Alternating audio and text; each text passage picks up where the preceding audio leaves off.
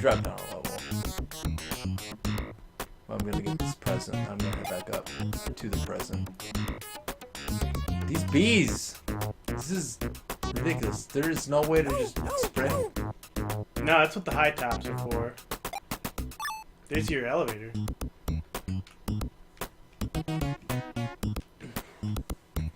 I have a lot of Mystery gifts.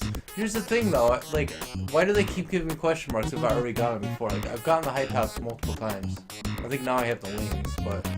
Well, I think it's like, if you get the same kind of looking gift, you'll find out what it is after you use it. Like, it'll stay. Okay.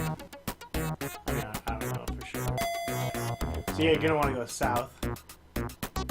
I'm not even gonna bring my mail order. No. I keep thinking that it says sup. Sup? What am I? It looked like I was carrying something. Alright. Those are the wings. It's not letting me use them. Hit A. Oh, I guess I just had to stop. Where am I going now? Keep going south. Oh! Bummer. You don't want to fly off the stage.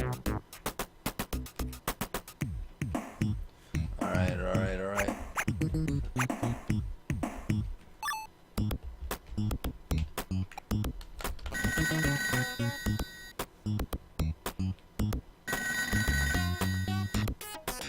A lot of waiting in this game if you're, Know what you're doing. Alright. Alright, I'm coming back up.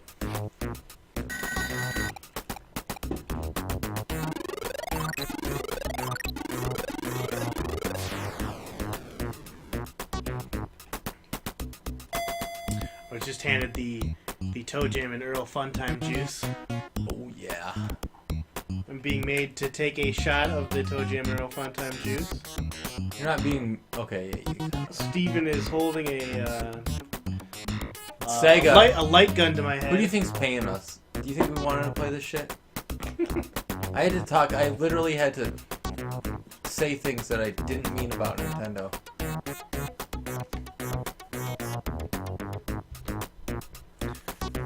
How messy do you think, like, the Sega involvement in this got? Because, I mean, think about it. Okay, this was obviously a passion product. Because this game came out... Oh, what? Well, you're in the middle of land, so hopefully it'll...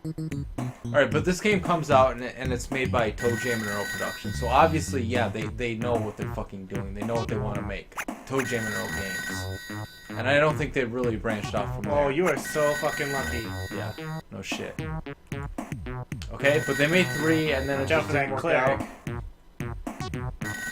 Well, they were apparently forced against their will Well, how do you to make Toejam and Earl 2 a platformer. Yeah, yeah. Do you think that was Sega?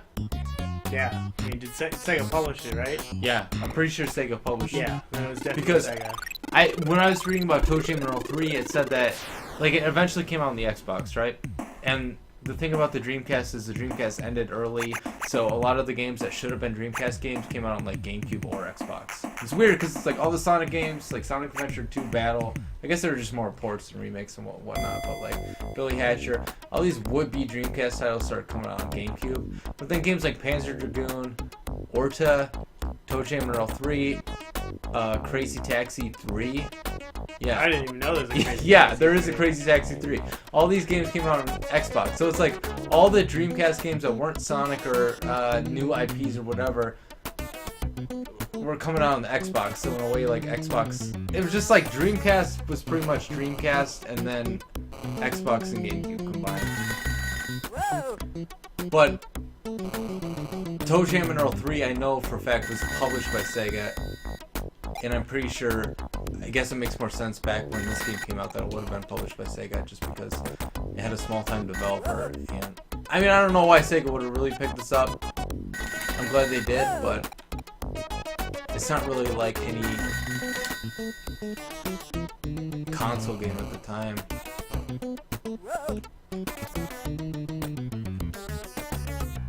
I finally found the frickin' phone and it disappeared before I could get to it. There's a fucking mole man up there. going back. Oh, there you are. You already explored.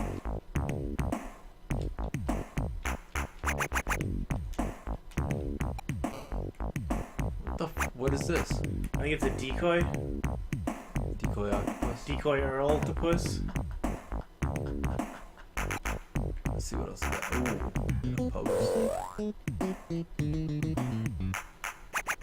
Look at that Earl's butt crack showing. That's comedy right there. Oh, I'm laughing.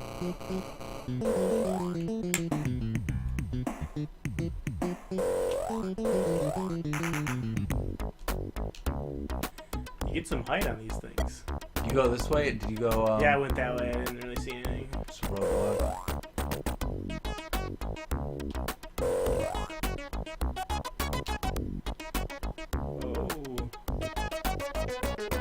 I can't wait for them to make a Toejam and Earl movie, though. That's what I'm really hoping for. Who are they gonna cast? Oh yeah, I forgot you asked me that. Let's see. Who is big in both the sense of They smoke a lot. being of, large and and being stuff. famous? That stuff. Yeah, the I would say. Toejam. Okay. We gotta think of a Toejam and we need to think of an Earl.